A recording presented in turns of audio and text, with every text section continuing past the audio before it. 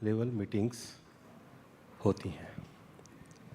पहली climate change को लेकर है, दूसरी लॉस ऑफ बायोडायवर्सिटी को लेकर है, तीसरी डेजर्टिफिकेशन ऑफ लैंड को लेकर के है। जो मोस्ट इम्पॉर्टेंट है वो मीटिंग इस साल बोको में होने वाली है। दूसरी जो मीटिंग है बायोडायवर्सिटी को लेकर के वो कोलंबिया में होने वाली है। और तीसरी जो डेजर्टिफिकेशन ऑफ लैंड है वो मीटिंग इस वर्ष सऊदी अरब में होने वाली है, रियाद में। सबसे बड़ा विषय ये है कि जो धरती का तापमान बढ़ रहा है उस कॉप में 2015 में दुनिया ने कमिटमेंट किए थे। 2 कमिटमेंट थे कि जो जलवायु में परिवर्तन आ रहा है तापमान बढ़ने से, वो पूरी दुनिया की चुनौती है। पूरी दुनिया का लक्ष्य होना चाहिए कि इसको कम करने के प्रयास हो। लेकिन जिस देश की जितनी कैपेसिटी है वो उसी हिसाब से अपने राष्ट्रीय लक्ष्य देगा, जिसको एनडीसीज कहेंगे, नेशनल डिटरमिन्ड कंट्रीब्यूशन। 2015 के पेरिस एग्रीमेंट के बाद दुनिया के सभी देशों ने अपने अपने लक्ष्य दिए। मैं सबसे पहले ये कहना चाहूँगा कि हमने जो लक्ष्य दिए, हमने 8 लक्ष्य दिए, 3 क्वांटिटेटिव थे, 5 क्वालिटेटिव थे। हमारे जो क्वांटिटेटिव लक्ष्य थे वो मुख्यतः 3 थे कि दुनिया में 2005 के मुकाबले, 2005 को एक स्टैंडर्ड पैरामीटर माना, उसके मुकाबले में जो हमारी प्रगति होती है उसमें हम कार्बन एमिशन को 45% कम करेंगे। ये लक्ष्य हमने 2030 के लिए दिया था, लेकिन मुझे बताते हुए खुशी है कि G20 देशों में भारत एकमात्र ऐसा देश है जिसने लक्ष्य समय से 9 साल पहले 2021 में प्राप्त कर लिया।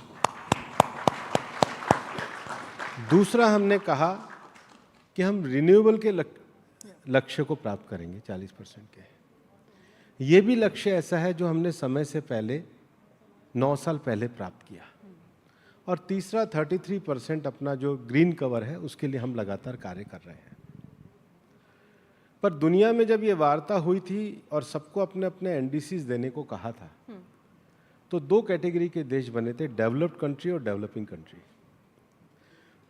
तो डेवलपिंग कंट्रीज ने कहा कि हम तो अपने लक्ष्य पे बढ़ेंगे, लेकिन जिन्होंने हिस्टोरिकल कार्बन एमिशन किया है, इस धरती के स्पेस को सबसे ज़्यादा प्रदूषित किया है और जिसके पैमाने पे आज वो दुनिया के सबसे विकसित देश बने हैं, वो इसके लिए विकासशील देशों को साधन उपलब्ध कराएं, फाइनेंस उपलब्ध कराएं। और दूसरा, अगर आप ये चाहते हैं कि दुनिया में सभी क्लीन एनर्जी का उपयोग करें तो आप टेक्नोलॉजी प्रोवाइड करो। जब टेक्नोलॉजी लेने जाते हैं तो आप पैसे मांगते हो। और तरीका ये है, और मैं आपके माध्यम से बताना भी चाहता हूं, हमें कहते हैं कि हम दुनिया के 4थे नंबर में सबसे ज़्यादा पॉल्यूशन कर रहे हैं। हमारी जनसंख्या है 17%। हमारा कार्बन एमिशन है 4.5%, जो 4थे नंबर पे आता है। लेकिन हमारी जनसंख्या के अगर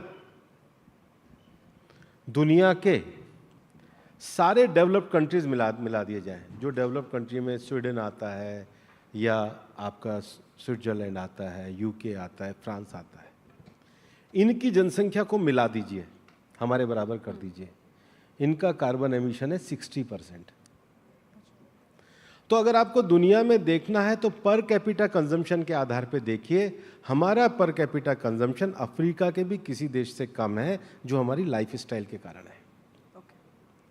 इसलिए 2 विषय हैं। जब ग्लासगो में क्लाइमेट चेंज वार्ता हुई तो हमने कहा कि हम जब एनडीसी के लक्ष्यों को प्राप्त कर रहे हैं रिन्यूएबल के, लेकिन हमें, अभी आपसे पहले जब चर्चा कर रहे थे कि बिना एनर्जी के विकास नहीं हो सकता, हमें उसको प्राप्त करने में समय लगेगा, हमें भी ऊर्जा अपने लोगों तक पहुंचानी है।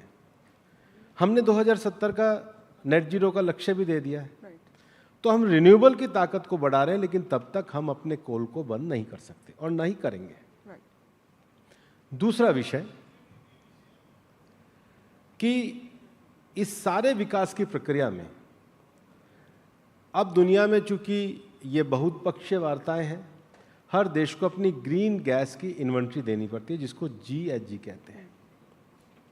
हमने 2019 के बेस पे दी है। भारत का इकोनॉमिक ग्रोथ और ग्रीन ग्रोथ दोनों बराबर है। यह हमारे देश के आर्थिक विकास के लक्ष्यों की बड़ी विशेषता है कि पिछले 10 सालों में ग्रीन ग्रोथ और एनवायरमेंटल ग्रोथ बराबर हुआ है। तो उसके बाद जब ग्लासगो के बाद वार्ता शर्म एल शेख में आई, तो उन्होंने कहा कि ठीक है, लॉस एंड डैमेजेस फंड बनाना चाहिए। भारत ने उसमें भी सक्रिय योगदान दिया। उसके बाद अगली वार्ता जब पिछले साल UAE में दुबई में आई, तो दुनिया और आगे बढ़ी। उन्होंने कहा कि ग्लोबल स्टॉक टेक लेना चाहिए कि 2015 के बाद हमने कितना एमिशन किया है, तो ग्लोबल स्टॉक टेक में भी भारत ने भूमिका निभाई। अब हम ये कह रहे हैं कि जो न्यू क्वांटिफाइबल गोल तय होने चाहिए कि दुनिया में जितना कार्बन उत्सर्जन हो रहा है उसमें कितना उसको जीरो करने के लिए टेक्नोलॉजिकल विकास के लिए डेवलपिंग कंट्रीज को सेम लेवल प्लेइंग फील्ड पे आने के लिए कितना पैसा चाहिए, इसके लिए रिपोर्ट भी आई है। और न्यू क्वांटिफाइबल गोल पे इस बार बोको में भी चर्चा होने वाली है।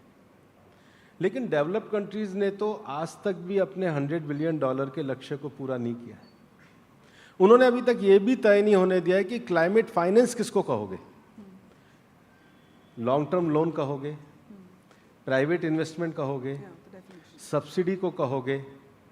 आखिर क्लाइमेट फाइनेंस की एक परिभाषा तो तय होनी चाहिए ताकि दुनिया ये देखे कि डेवलप कंट्री जिस न्यायोचित विषय को आगे ले जाना चाहते हैं, क्या न्याय के वो लक्ष्य है पर्यावरण के क्षेत्र में डेवलपिंग कंट्री को पहुंचे हैं, और इसी को लेकर इस बार भी चर्चा आगे बढ़ने वाली है।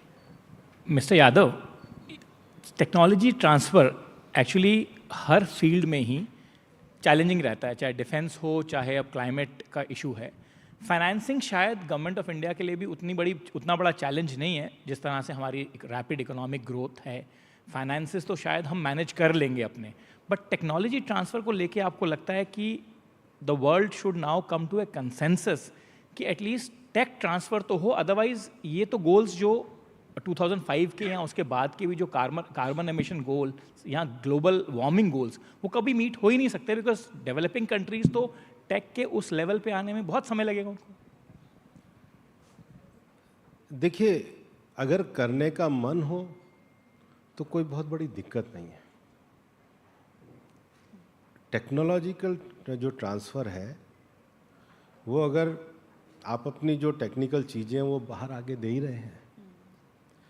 अभी जैसे दुनिया में पिछली बार जब मुझे अच्छी तरह ध्यान है, जब शर्म एल शेख में UN जनरल सेक्रेटरी के साथ एक सेशन में मैं था, तो उसमें उन्होंने कहा कि दुनिया में अर्ली वार्निंग सिस्टम का राइट होना चाहिए। पिछले 10 सालों में प्रधानमंत्री नरेंद्र मोदी जी के नेतृत्व में भारत ने कुछ अच्छे क्लाइमेट ओरिएंटेड एक्शन कोलेशन किया है। जैसे दुनिया में रिन्यूएबल एनर्जी आनी चाहिए, उसके लिए देश इकट्ठे होने चाहिए, नॉलेज शेयरिंग, कैपेसिटी बिल्डिंग, ये सारे विषय होने चाहिए। तो हमने एक कोलेशन बनाया, इंटरनेशनल सोलर अलायंस,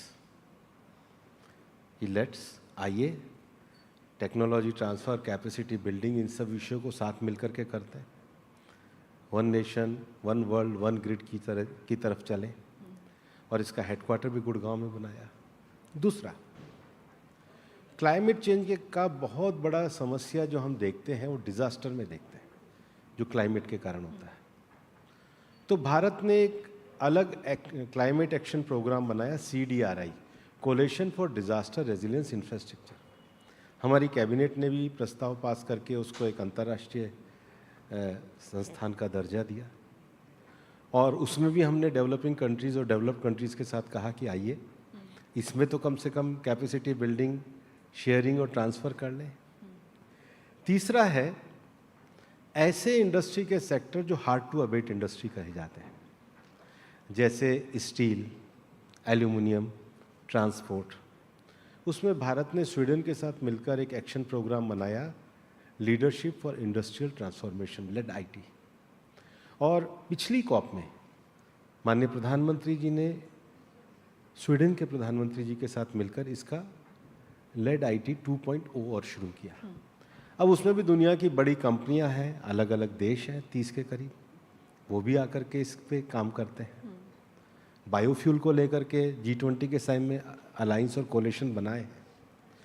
तो हमने दुनिया में ये विषय को करा है कि भाई हम अच्छे कोलेशन बना करके परस्पर कैपेसिटी बिल्डिंग, नॉलेज शेयरिंग कर सकते हैं।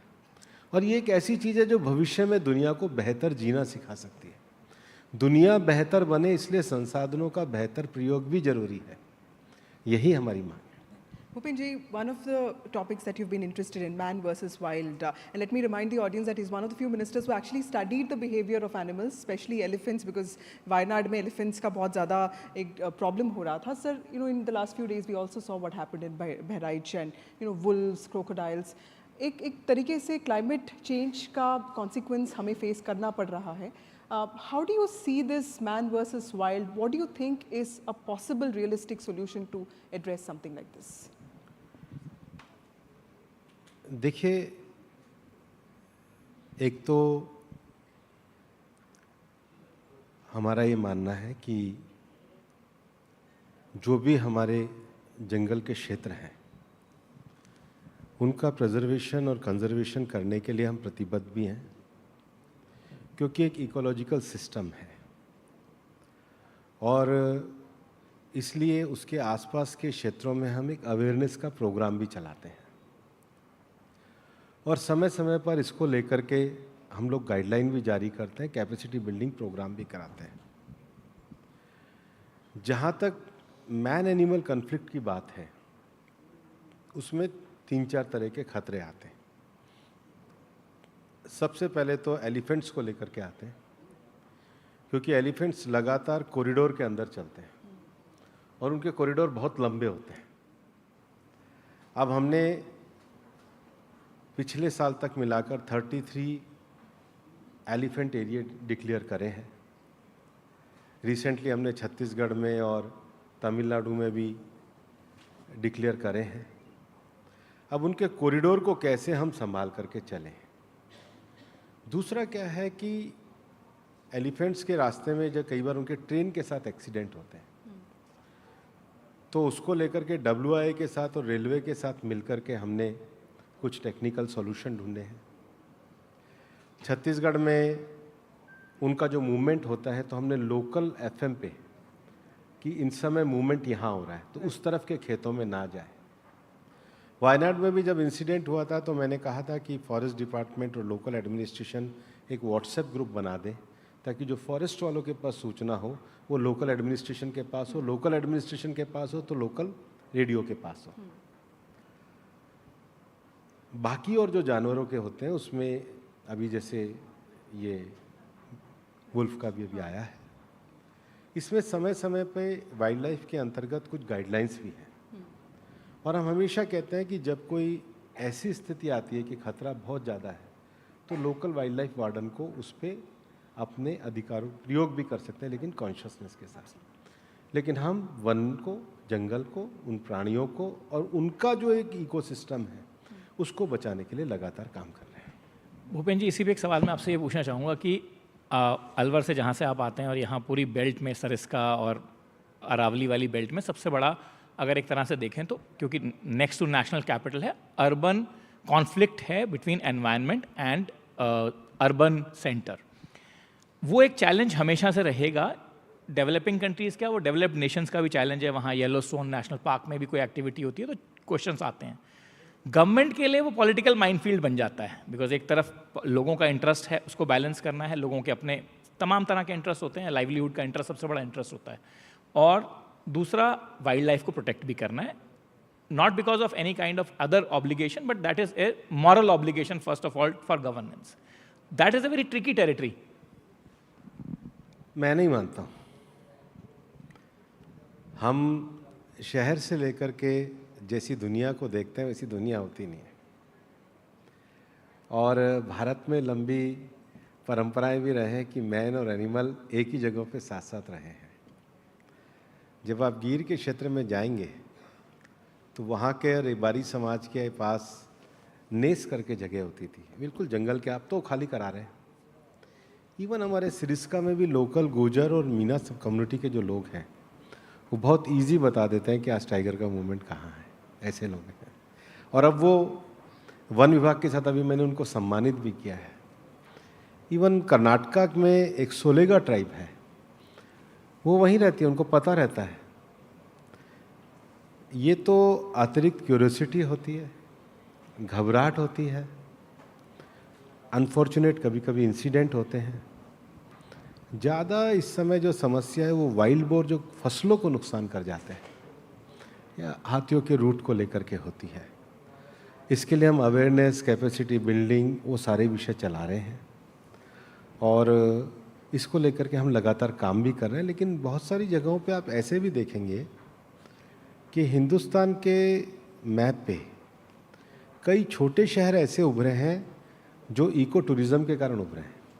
हमारा सरिस्का भी उसमें एक है, सवाई माधोपुर भी उसमें एक है, पन्ना और खजुराहो भी उसमें एक है, साउथ में रामनगर भी उसमें एक है, कॉर्बेट भी उसमें एक है, मैसूर भी उसमें एक है। तो दोनों ही तरह के विषय हैं। और मैं कई बार ये कहता भी हूँ कि टाइगर हमारी टेरिटरी की रक्षा नहीं करता है। ऊपर की नदियाँ तो हिमालय से निकलती हैं, मध्य भारत की और दक्षिण की जो नदियाँ हैं वो तो उन सघन वन क्षेत्रों से निकलती जो ज़्यादातर टाइगर रिजर्व है। तो हमारी टेरिटरी की रक्षा नहीं करता, हमारी ट्रिब्यूटरी की भी रक्षा करता है। तो ये इको बैलेंसिंग सिस्टम है जिसको लेकर के हम चलते हैं।